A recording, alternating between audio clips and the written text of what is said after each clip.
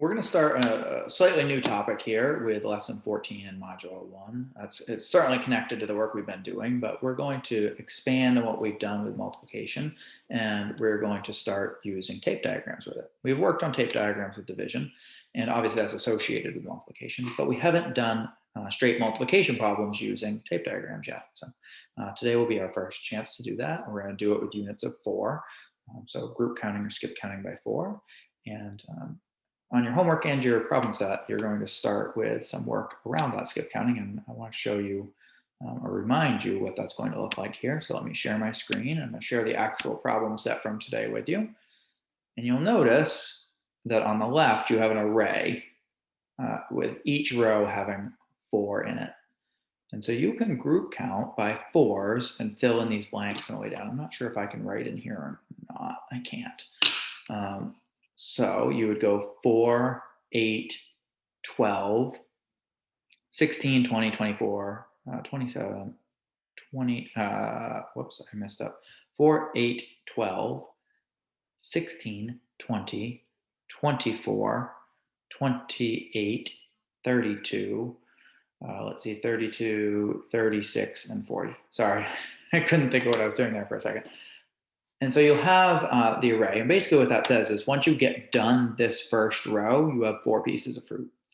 Now, if you keep going to the second row, you have 5, 6, 7, 8. By the time you get done that row, you have 8 pieces of fruit. Now, you have 8, 9, 10, 11, 12. By the time you're done row 3, you have 12.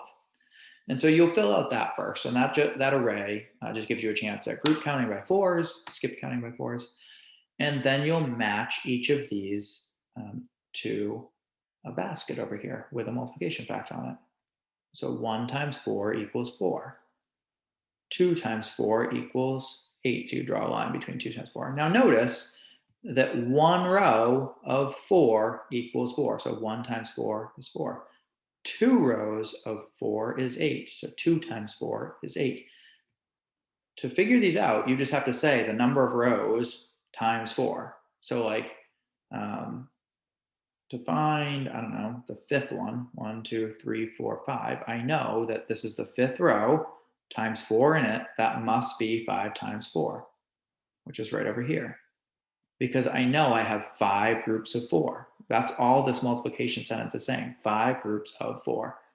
Well, I can count that over here easily. 1 group of 4, 2 groups of 4, 3 groups of 4, 4 groups of 4, 5 groups of 4. 5 groups of 4, and draw a line right there. Obviously, this would be filled in with a 20 at that point because you've already done the group counting. So that's how that works. It's not any more complicated, or it looks more complicated, I think, to some kids sometimes than it really is. So do the group counting first, and then figure out which row am I on times 4 and match it up to a multiplication sentence over there. Let's switch screen shares now and start to work on 2 problems and show how they're similar and how they're different. So here we go.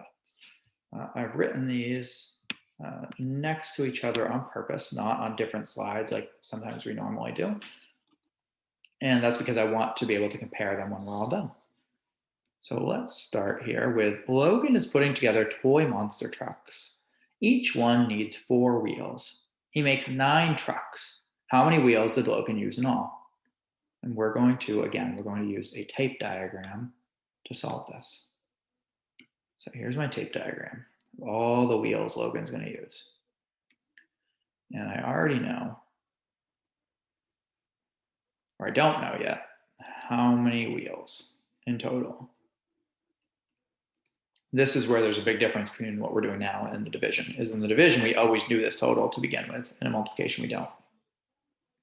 I know that there are 9 groups because he's making 9 trucks, right? So that's how many groups right there. Number of groups. Oh, my P and my S get combined there. Each one needs 4 wheels. That's the size of each group.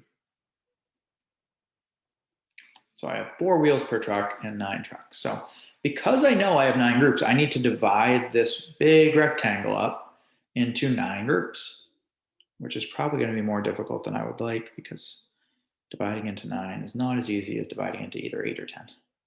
So 1, 2, 3, 4, 5, 6, 7, and my last one's a little small, but 8 and 9.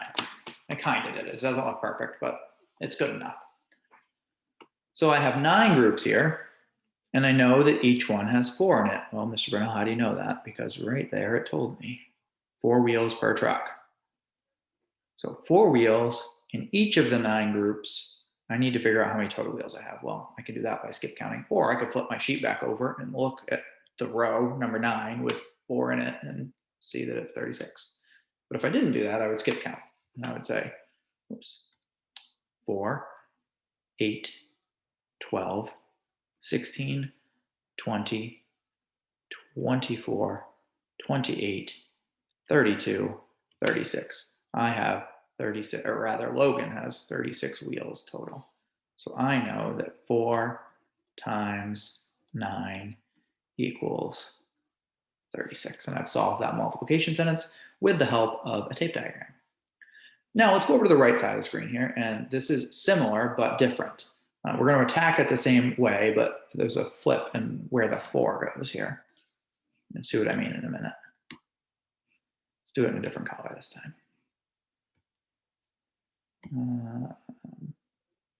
There we go.